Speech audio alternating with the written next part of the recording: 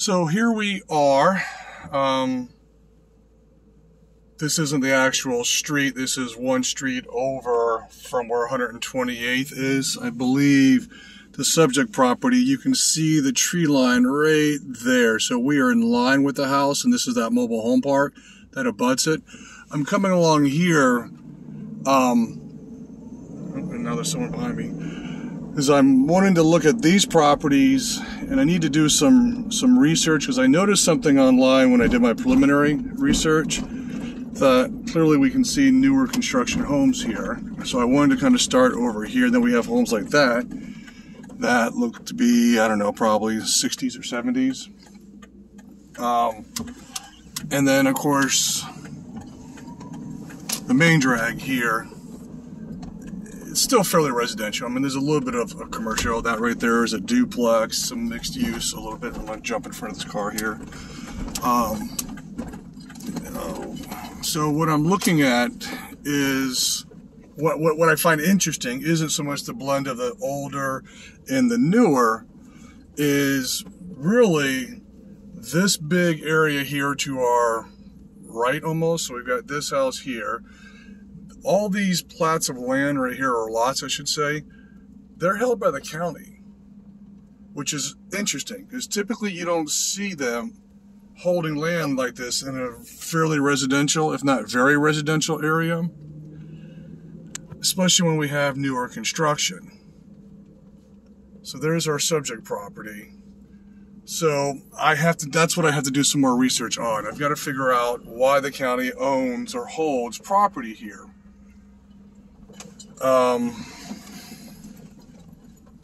My guess is they're doing some type of bond program or something associated with some developer where they're building this new construction concept and making it some type of affordability item for people who have to qualify for some type of income standard.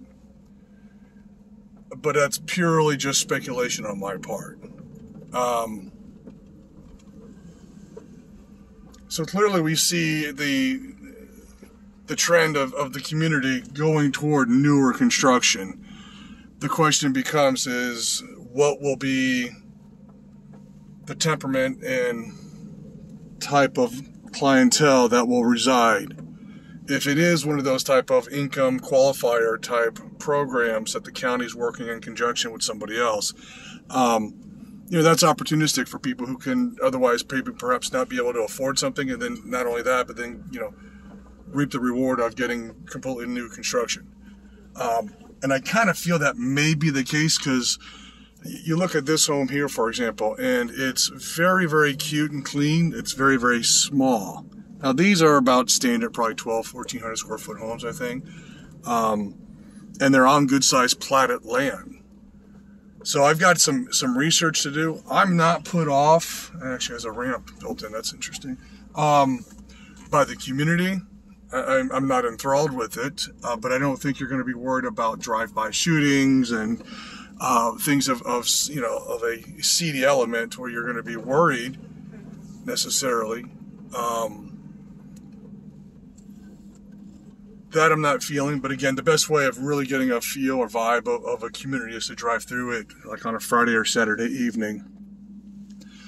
So I'm going to end this here and shoot this to you just so I've shown you kind of what I've kind of picked up on. This is preliminary.